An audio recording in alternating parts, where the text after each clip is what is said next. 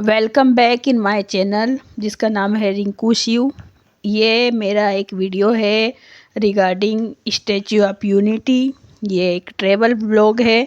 आप देख सकते हो ये मैं कुछ पिक्स वगैरह शेयर कर रही हूँ जो कि स्टैच्यू ऑफ यूनिटी से लिए गए हैं।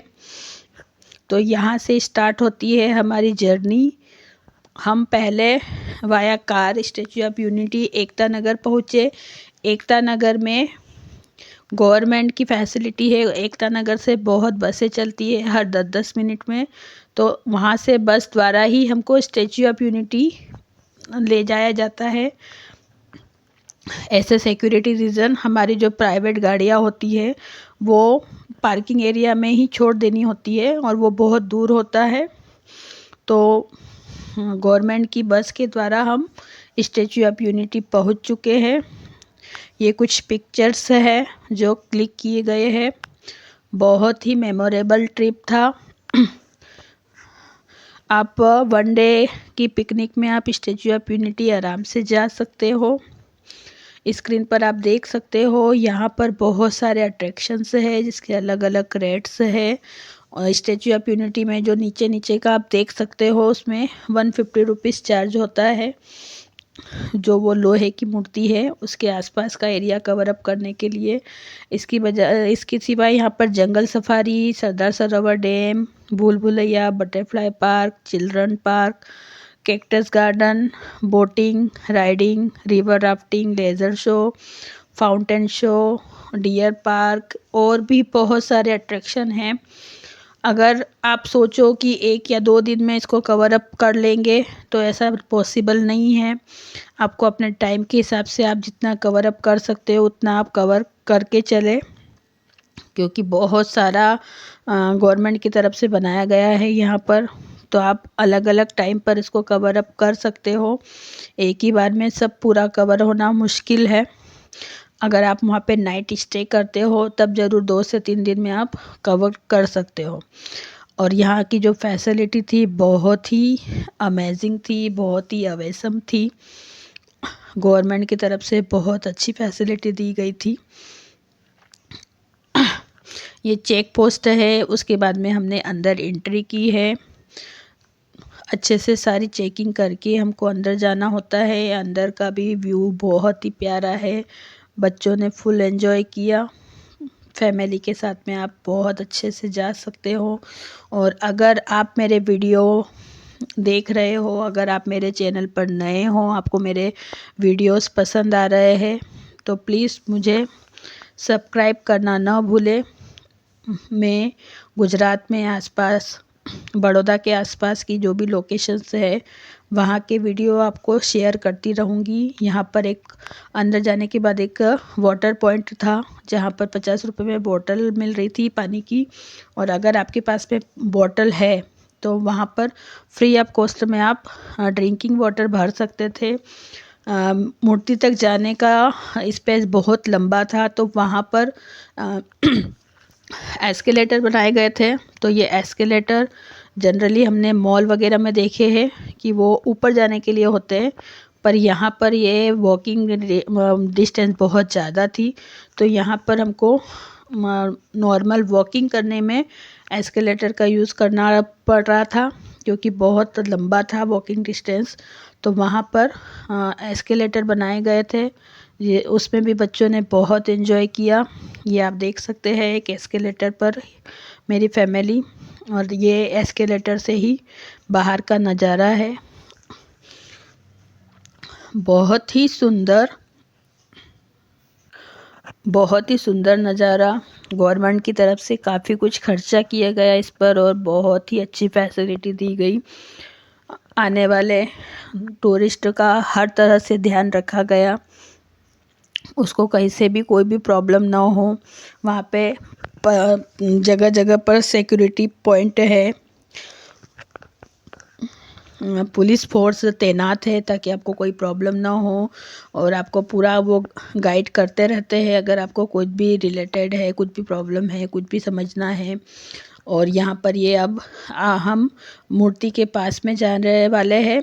ये सीढ़ियाँ आ गई है जिस पे भी एस्केलेटर लगा हुआ है।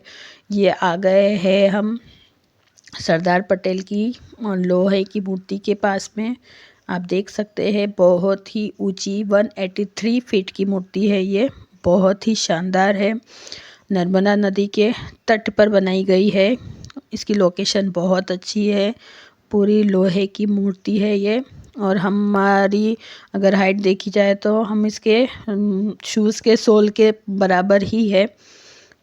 आप देख सकते हैं इसमें एक अंदर की साइड से लिफ्ट की फैसिलिटी भी है। उसकी ऑनलाइन बुकिंग भी होती है और ऑफ़लाइन भी होती है। हम जिस दिन गए थे उसकी ऑफ़लाइन बुकिंग क्लोज़ हो गई थी। उसमें कुछ मेंटेनेंस का काम चल रहा था लिफ्ट में। तो ये हम मूर्ति के पास से घूम फिर कर रिटर्न हो गए हैं। रिटर्निंग की ये एस्केलेटर है। आप देख सकते हैं बहुत ही शानदार। हम लिफ्ट से अंदर का नज़ारा नहीं देख पाए। हम केवल बाहर ही देख पाए थे क्योंकि वो मेंटेनेंस की पर्पज़ से बंद थी वो लिफ्ट। तो बहुत ही मज़ा आया। वन डे हमारे जो थी वो पिकनिक बहुत अच्छी थी। मॉर्निंग में हम बड़ौदा से जल्दी अर्ली मॉर्निंग निकल गए थे और इवनिंग तक वापस लौट आए थे क्योंकि बड़ौदा से इसकी डिस्टेंस अगर देखी जाए तो 1.5 से 2 घंटे लगते हैं। 89-90 किलोमीटर के आसपास है। अगर आप आराम से कार चलाते हो तो ये 1.5 से 2 घंटे में आपको पहुंचा देती है। अब यहाँ पर स्टैचू ऑफ यूनिटी की जो मूर्ति है, सरदार वल्लभ भाई पटेल की मूर्ति के नीचे एक वो बना हुआ है म्यूज़ियम टाइप से। वहाँ पर सरदार पटेल के बारे में सारा कुछ बताया गया है। वहाँ पर कुछ प्रदर्शनियाँ भी है, कुछ वीडियोस भी दिखाए जाते हैं लाइव, और कुछ बच्चों के हिसाब से नॉलेजेबल गेम्स वगैरह भी है। और ये सब इंक्लूडिंग है हम जो 150 का टिकट लेते हैं उसी में। इसका कोई अलग से चार्ज नहीं है। यहाँ पर हमको सरदार पटेल के बारे में जानने का बहुत कुछ मिला, हमको जानने का मौका मिला। उनके व्यक्तित्व के बारे में, उनके बारे में जानने का मौका मिला। तो यहाँ पर ये प्रदर्शनियों में उनके बारे में बताया गया। उसके बाद में यहाँ पर जो स्टैचू ऑफ यूनिटी का निर्माण था हुआ, उसके बारे में बताया गया कि कैसे वहाँ पर वो जगह थोड़ी सी इंटीरियर एरिया है, वहाँ पर आसपास कुछ भी नहीं है और नर्मदा नदी का तट है। तो वहाँ पर जो भी मुश्किलें हुई तो उस बारे में सारा कुछ बताया गया। यहाँ पर लाइब्रेरी भी है सरदार पटेल से रिलेटेड। उनकी लाइफ के बारे में सारा कुछ बताया है। उनके भाई बहन, उनकी फैमिली बैकग्राउंड, उनकी वाइफ वगैरह फैमिली के बारे में सारा कुछ बताया गया है। वो एक बहुत बड़े क्रांतिकारी भी थे और नेता भी थे सरदार वल्लभ भाई पटेल। उनका गुजरात की राजनीति में बहुत योगदान है। तो आप ये देख सकते हैं यहाँ पर ये इस टाइप की कुछ पिक्चर्स गैलरी वगैरह, वहाँ पर सारा कुछ बताया गया है। आप अपने टाइम के अकॉर्डिंग इसको देख सकते हैं या स्किप भी कर सकते हैं। हम लोग दिवाली की वैकेशन पे गए थे तो काफ़ी रश था। ऐसे वहाँ पर सुनना जाता है कि वहाँ पर ऑल टाइम रश रहता है क्योंकि बहुत ही अच्छा प्लेस है। आराम से आप फुल डे एंजॉय कर सकते हैं वहाँ पर पानी वानी, खाना वगैरह सारा कुछ अवेलेबल है। स्टे की फैसिलिटी भी है। बहुत बड़े बड़े होटल भी आ गए हैं, 5 स्टार 7 स्टार होटल भी है। तो आप अपने बजट के अकॉर्डिंग वहाँ पर स्टे भी कर सकते हैं अगर स्टे करना चाहते हैं तो। या अगर नियर बाय है, बड़ौदा है या अहमदाबाद है तो नियर बाय है अगर आप, तो आप ऐसे वन डे भी घूम फिर के आ सकते हैं। कुछ थोड़ा बहुत देखा, थोड़ा बहुत स्किप किया नेक्स्ट टाइम के लिए, इस टाइम से आप आ सकते हैं। तो हम ये अब रिटर्न आ गए हैं, आप देख सकते हैं। रिटर्न में भी सेम वैसा ही एस्केलेटर है, वॉकिंग का एस्केलेटर है और सारे चालू थे, कोई भी बंद नहीं था। इसके बाद अब हम आए हैं जंगल सफारी एक तरह से जू है, वो भी बहुत ही अच्छा उसको भी मेंटेन किया गया है, बहुत अच्छा बनाया है।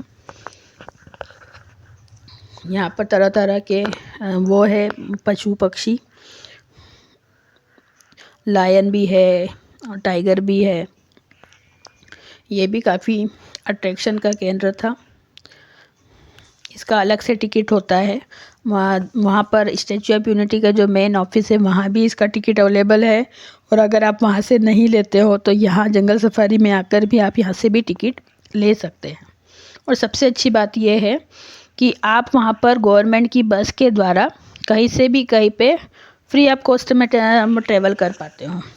आपको कोई उसका जो वहाँ गवर्नमेंट की जो बसें चलती है वो फुल एसी बसें रहती है, और उसका आपको अलग से कुछ भी पे करना नहीं होता। वो चलती रहती है 10-10 मिनट में, हर जगह से कहाँ से कहीं पे भी जाना हो आपको उसमें कोई चार्ज नहीं रहेगा। वो स्टैचू ऑफ यूनिटी का जो चार्ज है वो उसमें ही एसी बस का चार्ज भी इंक्लूड होता है। तो आप देख सकते हैं स्क्रीन पर हमने 1 डे पिकनिक किया स्टैचू ऑफ यूनिटी में। दिवाली की वैकेशन में हम गए थे और बहुत ही अमेजिंग थी ये, बहुत ही मज़ा आया हमको। और इस तरह से हम अब रिटर्न हो गए हैं। वहाँ पर पार्किंग भी, अगर आप अपने प्राइवेट गाड़ी से जाते हैं कार वगैरह से, तो वहाँ पर पार्किंग की फैसिलिटी भी बहुत अच्छी है। 1 2 3 4 5 इस टाइप की पार्किंग नंबर दिए हुए हैं। जैसे पार्किंग 1 फुल हो गई तो उसके बाद में सेकंड फुल हो गई तो फिर थर्ड पार्किंग, इस टाइप से अलग अलग गवर्नमेंट की तरफ से पार्किंग की फैसिलिटी दी गई है। तो अब हम ये रिटर्न हो रहे हैं, हम रिटर्न के लिए निकल चुके हैं, क्योंकि हमको इवनिंग तक अंधेरा होने के पहले, नाइट होने के पहले हमको हमारे वडोदरा पहुंचना था, तो इसलिए हम रिटर्न हो गए थे। हम लगभग 9:15 साढ़े 9 के आसपास पहुंच गए थे और रिटर्न हो गए थे हम लोग 5 बजे के आसपास, और 7 बजे तक हम रुकते रुकाते आराम से घूमते फिरते आए, तो हम 7 बजे तक घर पहुंच गए थे। Thanks for watching. Please subscribe अगर आपने सब्सक्राइब नहीं किया है मेरे चैनल को तो। Thank you.